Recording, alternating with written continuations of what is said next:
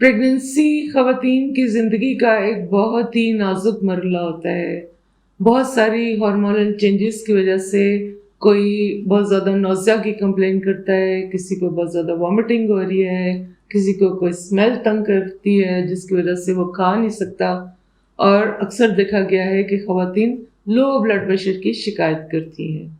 आज की वीडियो में हम यही देखेंगे कि आखिर ये लो ब्लड प्रेशर क्यों होता है, क्या इसकी कोई रेमेडीज़ हैं। बिस्मिल्लाहिर्रहमानिर्रहीम, अस्सलाम वालेकुम। मैं आपकी family physician doctor Kausar health care channel से आपसे मुखातिब हूँ। उम्मीद है आप लोग सब खैरियत से होंगे। वीडियो शुरू करने से पहले हमेशा की तरह आपसे रिक्वेस्ट करेंगे, चैनल को सब्सक्राइब कीजिए और जो लोग पहले से कर रहे हैं उनका बहुत ज़्यादा शुक्रिया अदा करते हैं। बढ़ते हैं वीडियो की तरफ और देखते हैं कि ब्लड प्रेशर नॉर्मल जो है वो कितना होता है। आपको तो पता है कि जब भी ब्लड प्रेशर लिया जाता है तो डॉक्टर आपको 2 रीडिंग्स बताता है। यानी अगर किसी का ब्लड प्रेशर नॉर्मल है तो उसको बताया जाएगा कि आपका ब्लड प्रेशर 120/80 है। अब ये जो ऊपर वाली रीडिंग होती है इसको हम सिस्टोलिक ब्लड प्रेशर कहते हैं। ये जो है वो 90 से 120 तक होता है। और नीचे वाली रीडिंग जो है जिसको हम डायस्टोलिक ब्लड प्रेशर कहते हैं, ये 60 से 80 तक होता है। अगर आपका ब्लड प्रेशर 90/60 हो जाए या इससे कम हो जाए तो आपको लो ब्लड प्रेशर की शिकायत है। अब प्रेगनेंसी में ये लो ब्लड प्रेशर जो है वो हार्मोनल चेंजेस की वजह से हो रहा होता है, क्योंकि आपका पूरा सर्कुलेटरी सिस्टम एक्सपैंड कर रहा होता है, आपके जो सेल्स हैं वो ज़्यादा हो रहे होते हैं, आपकी हार्ट बीट ज़्यादा हो रही होती है।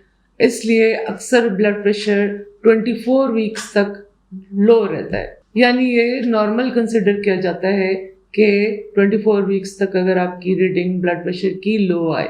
अब अक्सर ख़वातीन इस चीज़ की कंप्लेन नहीं करती, यानी उनको कोई सिम्टम्स नहीं होती। लेकिन अगर दूसरी तरफ देखें तो बहुत सारी ख़वातीन को लो ब्लड प्रेशर की सिम्टम्स जो हैं वो ज़ाहिर होती हैं।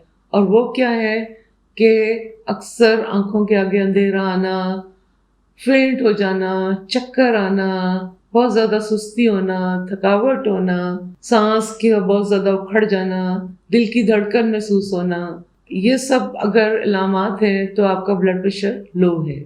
अब जाहिर है कि जब आप एंटीनेटल के लिए डॉक्टर के पास जाते हैं तो आपका ब्लड प्रेशर ज़रूर नोट किया जाता है।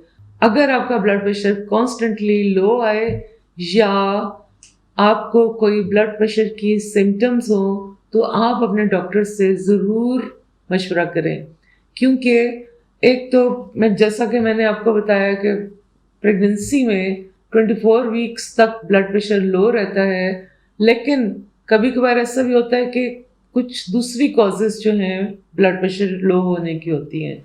वो क्या है कि हो सकता है आपको अनीमिया हो, यानी खून की कमी हो, या आप कोई ऐसी दवाई ले रही हैं जिसकी वजह से ब्लड प्रेशर कम है, या कोई एलर्जिक रिएक्शन हुआ है, या आपको नोज़िया वॉमिटिंग बहुत ज़्यादा हुआ है, या कोई डायरिया की शिकायत है, एंडोक्राइन ग्लैंड का मसला है, या खुदा न खास्ता कोई हार्ट का इशू है। अब ज़ाहिर है कि डॉक्टर इन सूरतों में आपका सारा मुआयना करेगा, आपको जो टेस्ट की ज़रूरत होगी वो आपके टेस्ट करवाएंगे और उसके हिसाब से फिर उसकी ट्रीटमेंट होगी। लेकिन अगर आप हर तरह से नॉर्मल हैं लेकिन फिर भी ब्लड प्रेशर लो है तो अक्सर देखा गया है कि डॉक्टर इसके लिए कोई मेडिसिन जो है वो प्रिस्क्राइब नहीं करते। अक्सर आपको रेमेडीज़ बता दी जाती हैं। वो क्या है कि आपने फ्लूइड इनटेक जो है ना वो ज़्यादा करना है, ज़्यादा आप पानी लें, जूसेस लें, हो सके तो किसी जूस के गिलास में एक चुटकी नमक की डाल के ले लें, इससे भी ब्लड प्रेशर काफ़ी बेहतर होता है। अपनी डाइट जो है वो आपने हेल्दी और बैलेंस रखनी है। कोशिश करें कि डाइट को कुछ पोर्शंस में डिवाइड कर लें, यानी एकदम से आपके लिए ज़रूरी नहीं है कि सुबह दोपहर शाम खाएं। आप थोड़े थोड़े वक्फे से थोड़ी चीज़ लेती रहें। ग्रीन वेजिटेबल्स, फ्रूट का इस्तेमाल ज़्यादा करना है। एक्सरसाइज को अपनी रूटीन में ज़रूर शामिल कीजिए। तकरीबन 30 मिनट्स की वॉक जो है वो आपके लिए काफ़ी है। اس سے بھی بلڈ پریشر آپ کا مینٹین رہتا ہے۔ کپڑے آپ نے جو پہننے ہیں وہ کھلے ہونے چاہیے، بہت زیادہ ٹائٹ کلوتھس جو ہے وہ استعمال نہ کریں۔ زیادہ دیر آپ نے کھڑے نہیں رہنا۔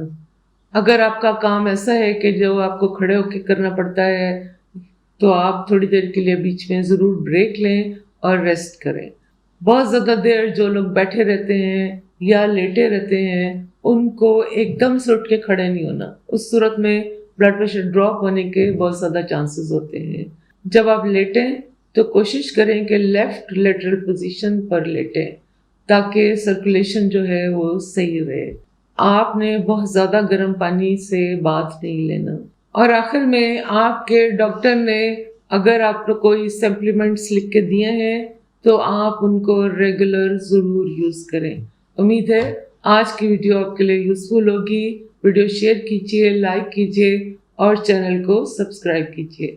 اپنا خیال رکھیے گا۔ اللہ حافظ۔